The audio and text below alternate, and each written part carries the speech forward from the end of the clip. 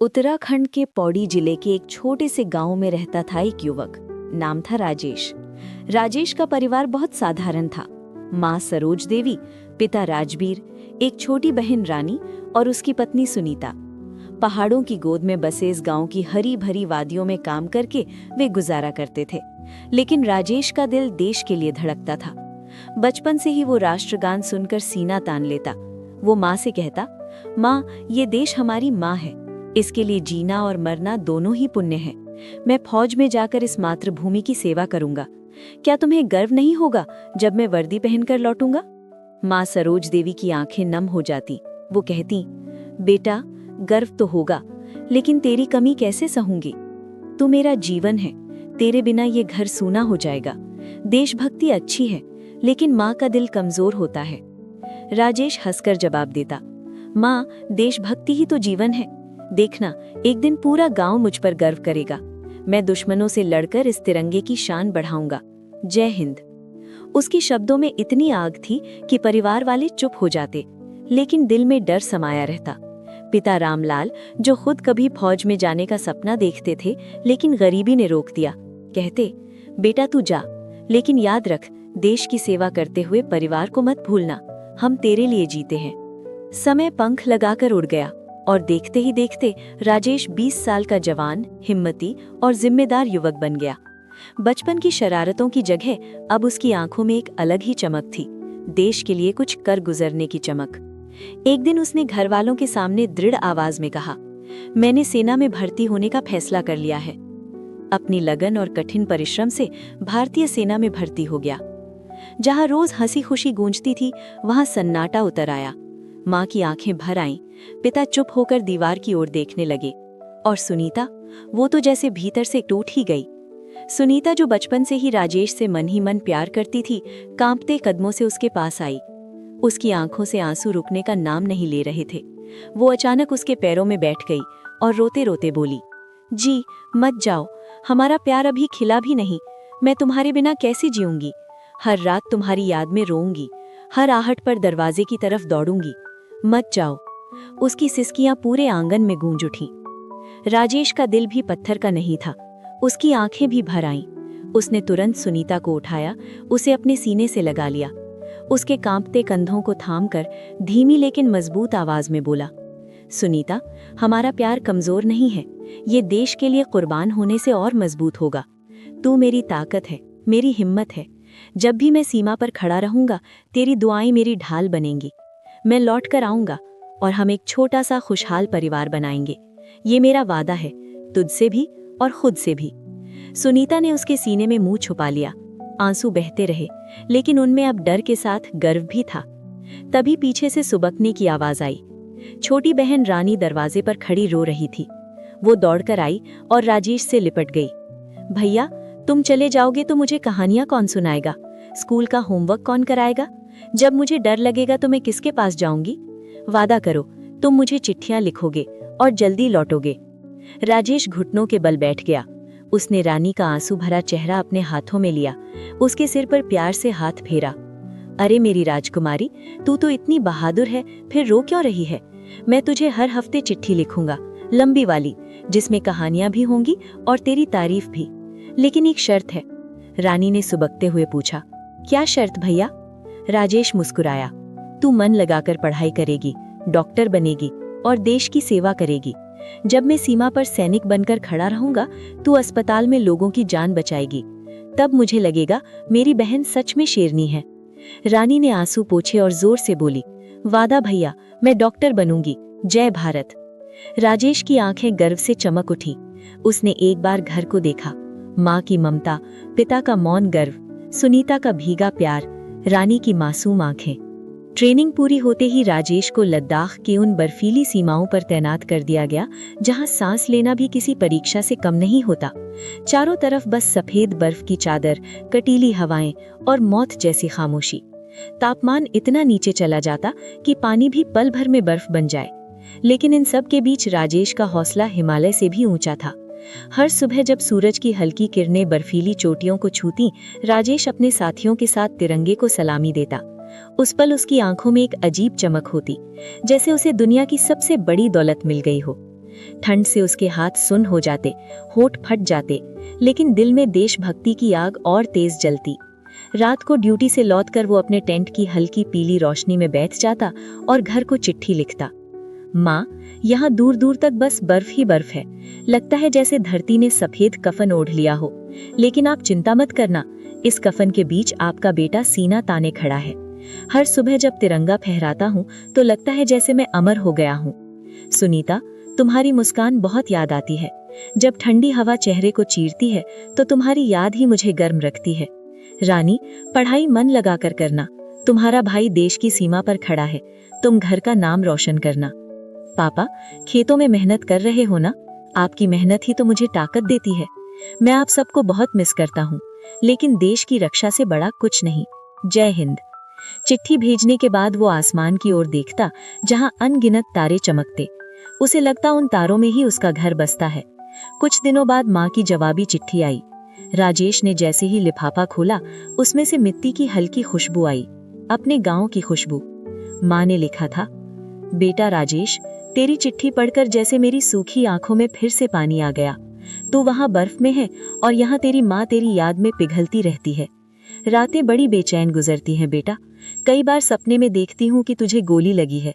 मैं चिल्लाकर उठ बैठती हूँ, फिर भगवान के आगे हाथ जोड़ देती हूँ कि मेरे लाल को सलामत रखना।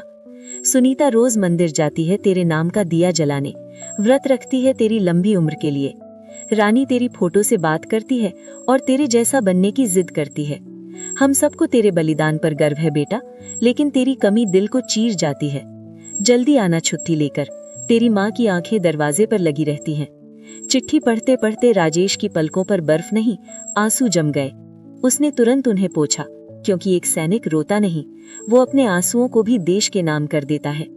उसने फिर आसमान की ओर देखा और धीमे से कहा, माँ, आपका बेटा वादा करता है, जब तक सांस है तिरंगे को झुकने नहीं दूंगा। एक दिन सुनीता को पता चला वो माँ बनने वाली है। खुशी से उसने चिट्ठी लिखी, जी, हमारा सपना साकार हो रहा है, तुम पिता बनोगे, लेकिन तुम्हारी कमी बहुत सताती है। बच्चा पूछेगा, पापा कहाँ है? जल्दी आओ, हमें तुम्हारी जरूरत है। राजेश की चिट्ठी आई, सुनीता, ये खबर सुनकर मेरी आंखें खुशी से भर आईं। बच्चे का नाम विक्रम रखेंगे, जो बहादुर होगा। माँ, तुम दादी बनोगी। लेकिन यहाँ दुश्मन की हरकतें बढ़ रही हैं। मैं देश की सेवा में लगा हूँ। याद रखना, मेरा जीवन देश के लिए है। अगर कुछ हो भी गया तो गर्व करना। जय भारत माता। लेकिन विधाता को कुछ और ही मंजूर था। सीमा पर अचानक युद्ध छिड़ गया। पहाड़ों की ऊंचाइयों पर फैली बर्फ उस दिन लाल होने वाली थी।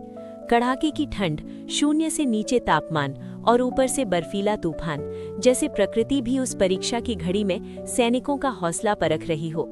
अचानक वायरलेस पर संदेश आया, दुश्मन ने घात लगाकर हमला कर दिया है। चारों तरफ गोलियों की तड़तड़ाहट गूंज उठी। तोपों की गर्जना, बमों के धमाके और जय हिंद के नारों से पूरा पहाड़ कांप रहा था। राजेश ने तुरंत मोर्चा संभाला। उसकी आंखों में डर नहीं, सिर्फ ज्वाला थी, मातृभूमि की रक्षा की ज्वाला। उसने अपने साथियों से ऊंची आवाज में कहा, भाइयों, आज मातृभूमि की रक्षा का समय है, पीछे मत हटना, 1 इंच भी नहीं। जय हिंद। सबने एक स्वर में जवाब दिया, जय हिंद। युद्ध भीषण होता गया। तभी एक साथी सैनिक के सीने में गोली लगी और वो बर्फ पर गिर पड़ा। वो तड़प रहा था। राजेश बिना अपनी जान की परवाह किए गोलियों की बारिश के बीच दौड़ा। उसने अपने साथी को कंधे पर उठाया और सुरक्षित जगह तक ले आया। लेकिन तभी दुश्मन की एक गोली आकर राजेश के सीने को चीर गई। उसका शरीर लड़खड़ाया, हाथ से बंदूक छूट गई और वो बर्फ पर घुटनों के बल गिर पड़ा। साथी उसे संभालने दौड़े, पर तब तक उसके सीने से बहता गर्म खून बर्फ को पिघलाने लगा था। दर्द से कराहते हुए भी उसके होठों पर मुस्कान थी। धीरे धीरे उसकी सांसें भारी होने लगी। उसने आसमान की ओर देखा, जैसे तिरंगा वहीं लहरा रहा हो। टूटती आवाज में वो बोला, माँ, मैं तुम्हें छोड़ नहीं सकता। सुनीता, हमारा बच्चा। रानी, पढ़ाई करना, बड़ी अफसर बनना, लेकिन देश, देश पहले है। जय हिंद। उसकी आवाज धीमी पड़ गई।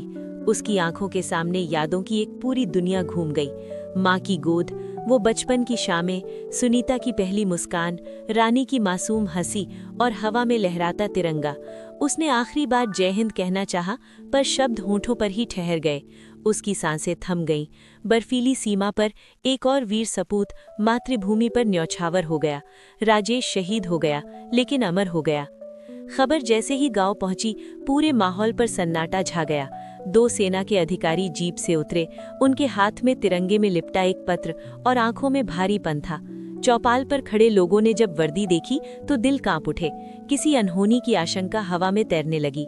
अधिकारी ने धीमे लेकिन दृढ़ स्वर में कहा, शहीद राजेश ने अद्भुत बहादुरी दिखाते हुए देश की रक्षा करते हुए अपने प्राण न्यौछावर कर दिए। बस इतना सुनना था कि मां सरोज देवी की चीख पूरे गांव में गूंज उठी, नहीं, मेरा लाल, मेरा राजेश। वो दौड़ती हुई आई, जमीन पर गिर पड़ी, छाती पीटते हुए रोने लगी। भगवान, तूने मेरा सब कुछ छीन लिया। वो तो बस देशभक्ति में जीता था, दूसरों की रक्षा करता था। अब मैं कैसे जीऊं? मेरा बेटा मुझे छोड़कर कैसे चला गया? राजेश के पिता रामलाल पत्थर बनकर खड़े रहे। उनकी आंखों से आंसू बह रहे थे, लेकिन आवाज गले में अटक गई थी। कुछ देर बाद वे कांपती आवाज में बोले, बेटा, तूने देश को अमर जीवन दिया, लेकिन हमें जीते जी मार गया। गर्व है तुझ पर, बहुत गर्व है, लेकिन ये दर्द, ये खालीपन अब कभी नहीं भरेगा। तू जय हिंद कहकर गया और हमारी जिंदगी यहीं रुक गई। उधर सुनीता, जो गर्भवती थी, ये खबर सुनते ही बेसुध सी हो गई। फिर अचानक चीख कर बोली, नहीं, ये झूठ है, तुम झूठ बोल रहे हो। उन्होंने वादा किया था, लौटने का वादा किया था, मुझे अकेला नहीं छोड़ेंगे कहा था। अब मैं कैसे जीऊंगी? हमारा बच्चा, वो अपने पिता के बिना अनाथ हो जाएगा। तुम्हारी देशभक्ति ने हमें तोड़ दिया राजेश। रानी, राजेश की छोटी बहन, भाई की फोटो सीने से लगाकर रोती रही।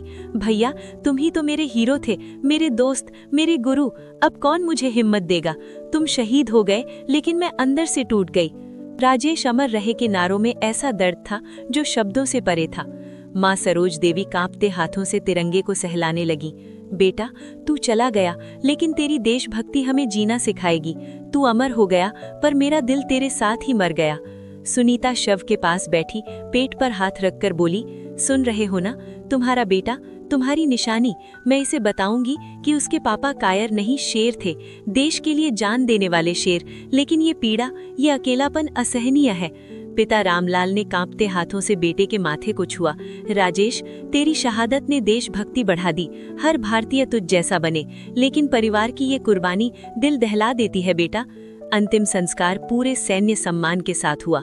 बंदूकों की सलामी गूंजी, तिरंगा पिता को सौंपा गया, और उसी क्षण एक परिवार हमेशा के लिए बदल गया। महीनों बाद सुनीता ने एक बेटे को जन्म दिया। पूरा घर रोते रोते मुस्कुराया। मां सरोज देवी ने बच्चे को गोद में लिया। मेरा राजेश लौट आया। सुनीता ने बच्चे का नाम विक्रम रखा। उसे सीने से लगाकर बोली, बेटा, तेरे पापा जैसे बनना, देश के लिए जीना, और अगर वक्त आए तो उनके जैसे ही मुस्कुराकर जान देना। साल बीतते गए। विक्रम बड़ा होने लगा। हर रात सोने से पहले वो अपने पिता की फोटो के सामने बैठता, माँ से कहानियां सुनता, उनकी बहादुरी की, उनके हौसले की, उनकी आखिरी लड़ाई की। एक दिन उसने मासूमियत से पूछा, माँ, पापा कहाँ हैं? सबके पापा घर आते हैं, मेरे क्यों नहीं आते? सुनीता की आंखें भर आईं। उसने आसमान की ओर देखा, फिर बेटे को सीने से लगाकर बोली, बेटा, तेरे पापा शहीद हैं। वे आसमान में तारे बन गए हैं, वहीं से देश की रक्षा करते हैं, हमें देखते हैं, हमें आशीर्वाद देते हैं। फिर उसने कहा, जय हिंद बोलो, वे सुनेंगे। विक्रम ने मुट्ठी बांधी, आंखों में चमक आई और जोर से बोला, जय हिंद। मैं बड़ा होकर फौज में जाऊंगा, पापा की तरह देश की रक्षा करूंगा। उसकी आवाज सुनकर घर रो भी पड़ा और गर्व से भर भी गया। ये कहानी है एक फौजी की, जिसकी शहादत ने परिवार को आंसुओं में डुबो दिया, लेकिन देशभक्ति की ज्योति जला दी। राजेश जैसे शहीदों की वजह से हम सुरक्षित हैं। उनकी कुर्बानी दिल को रुलाती है, भावनाओं का भूकंप लाती है और देश के प्रति भक्ति को गहरा करती है। आंसू आते हैं क्योंकि त्याग की ये मिसाल अमर है। जय भारत।